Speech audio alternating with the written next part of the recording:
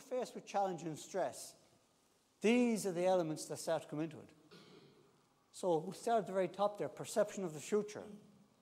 What do I believe the future holds for me? When I really think about where my future is going, what do I see? And depending on what you believe the future holds, has a direct consequence on the actions that you're willing to take today. So you think of a player going into a game, or you think of a tackle. In that moment, how much he believes he can complete that tackle, complete that pass, make that kick, has a direct influence on his concentration levels, on his focus levels, and his ability to commit himself to that. So we have to be very clear about what is the vision. Do I have a clear vision? Do I know what's beyond this? I'm going to show a video in a few moments and talks about beyond the wrath of pain and tears. So maybe we'll call this moment of pain and tears. But do I see myself beyond that? Or do I only see myself right now in the middle of it? Previous experience. So how much am I drawing on previous experience to guide me out of this? And worse, on the other side, how much has previous experience impacted negatively on me? Has it demotivated me? Has it made me question my own ability? Has it made me question myself as a human being? Has it impacted areas of my life that it really shouldn't? Value and perceived reward. A couple of weeks ago, I'm with a soccer team, and we're about to play a very big game. And we had a decision to make. We're playing a team that's one of the best in the world, and the next day, if we won that game, we're straight into a semi-final. If we lose that game, we go for a European bronze medal playoff. And a lot of the players had been on this team 10 to 11 years and had never won a European medal, and they're facing retirement. And they think, this is a great chance for us to get a medal.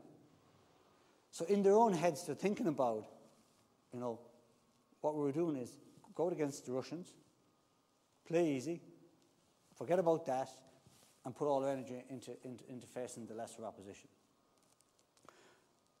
Some players were thinking that way, and some players were saying, that's not what we do.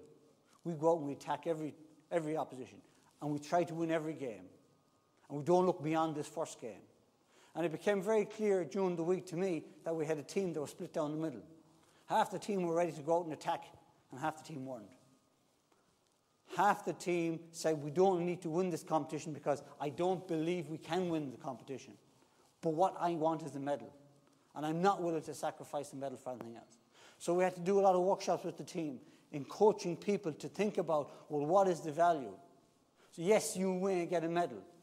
But you go home with a medal, and in a few years from now, you look at that medal, and you know that you won it by taking the easy option. You know you got it by acting differently to the team mission statement. So we have a very clear mission statement that talks about honesty, talks about integrity, and talks about ambition. And in no way does that team mission statement allow you to go in any game and say, let's just let this game go and we'll hit for the easy option. So when we really challenge people, we identify, yes, there was a big split. And anywhere you have people, do you really understand what the motivation is? So you're spearheading a drive, you're spearheading a system that's going to take people from A to B. Be very clear how much people know where B is and how they value that. Because otherwise the motivation might be just either to stay where it is or to go somewhere otherwise. So value and perceived reward is ultimately that. How much do they value what we're about to do? Team values. Sense of unity to central purpose. Ego. So we look back over the last couple of years and you ask yourself how many decisions were made on ego. And ego sometimes can be exactly what you need at the right time that brings a little bit of self-belief. And when maybe all around you doubt you, you're the one to say, no, this is something I can do here. This is something that I know I have the resources within me to deal with this. But ego can also sometimes make you pursue something that ultimately you should opt out of. That you can bring in expertise from somewhere else. Ego at times can be the one thing that stops you from identifying the skilled people around you in which can do something maybe almost better than yourself. Individual values and perceived expectations. So as this spins around, and the team could be of 2 people, it could be of 3 people, 5 people, 50 people. As this wheel spins around, everybody gets a value. So the ultimate value is 10. 1 is the opposite. So you go along and you rate yourself, well, here's my team of people. So if I was to just rate where my team is on each one of these, I might find that we rate 8 and 9 and 10 in a lot, but in 1 or 2 we rate 5 and 6.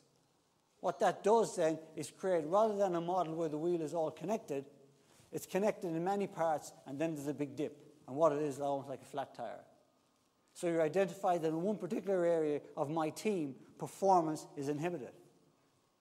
The fuel economy, the miles per gallon that I'm meant to be getting out of my team, I'm not getting.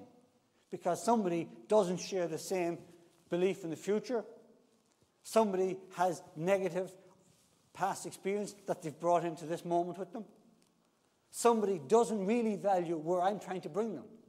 Because either A, they don't quite understand where I want to go, or B, it's completely different to where they want to go.